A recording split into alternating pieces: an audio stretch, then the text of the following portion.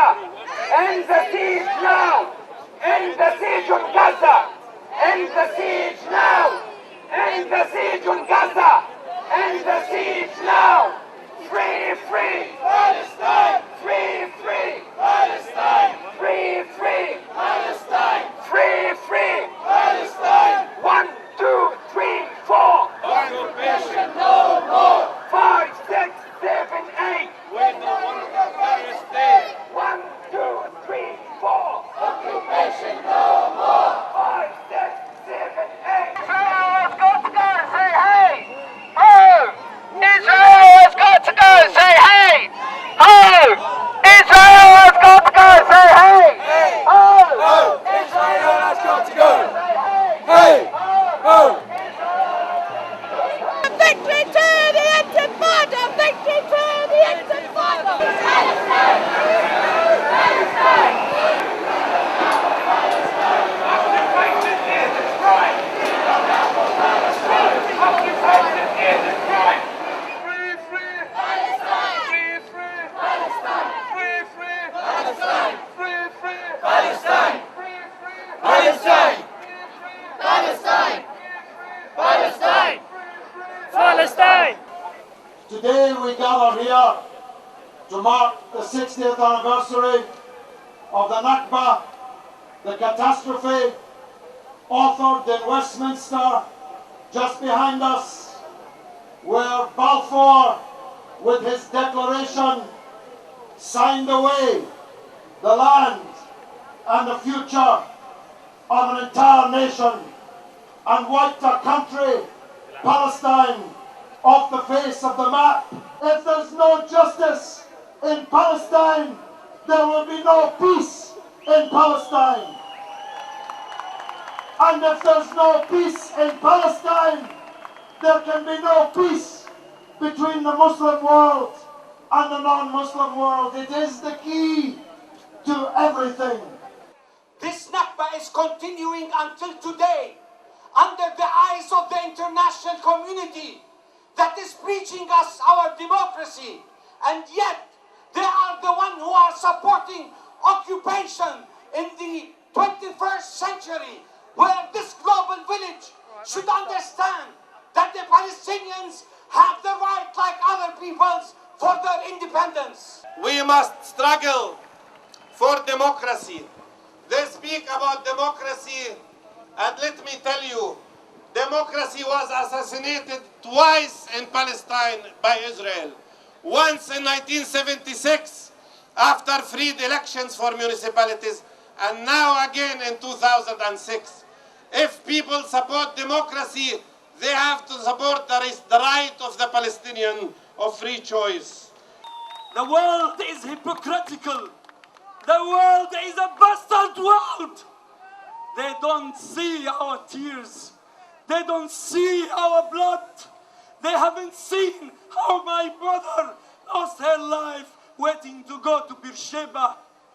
They don't see how the refugees are still waiting in the refugee camps. We say to them, there is one way forward, and that is recognize our rights in full, all of them, or else it will be jihad, jihad, and jihad until Palestine is free. Well, basically, we're trying to bring the world community together to condemn what is happening in Palestine.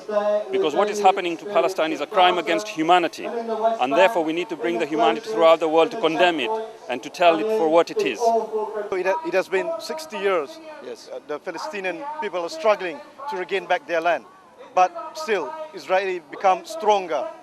And the Palestinians are still everywhere, all over the world.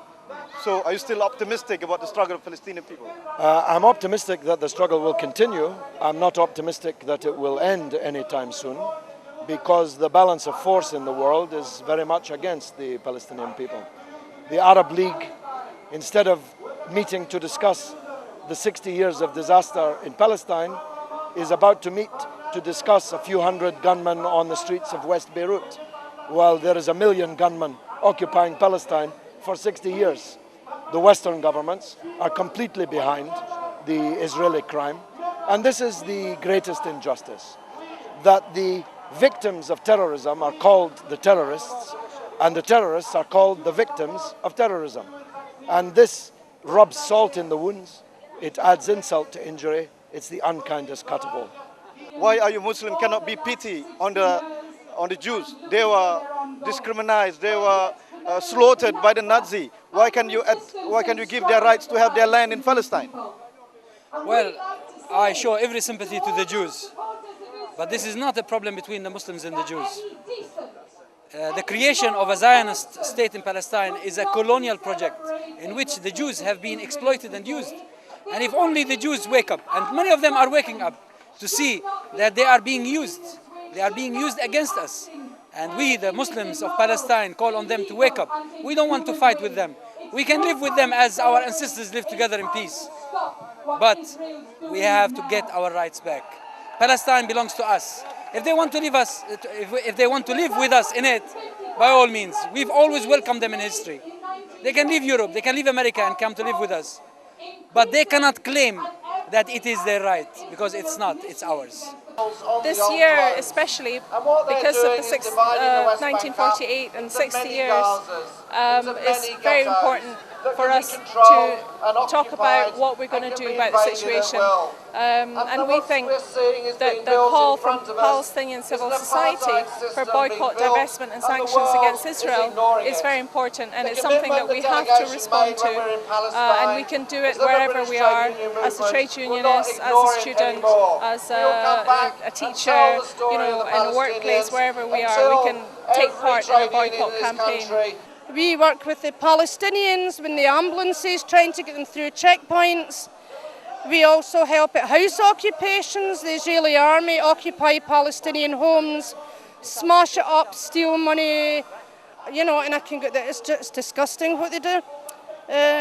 We're a grassroots organisation. We fundraise for the Palestinian people. 100% of what we do here goes back to Palestine. Please, I would beg anyone, go to Palestine. The one thing that Israel hates more than anything is people going to Palestine. They see and witness the humiliation of the Palestinians. The oppression in Palestine has been there for more than 60 years now, and there's little that the Western world has contributed to the settlement of the conflict.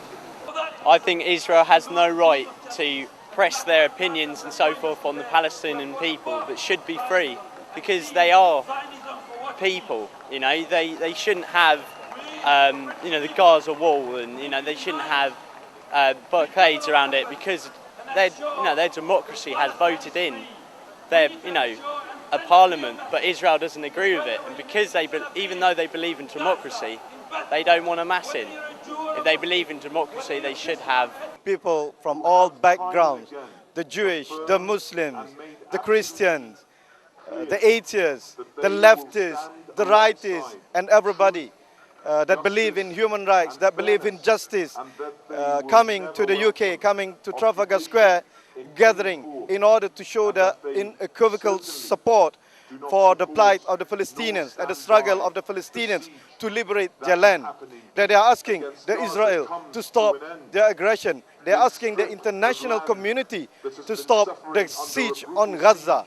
And they are sending a very strong message to the international community to give their hand, to give their aid, to give their hearts to the Palestinians together in fighting the injustice.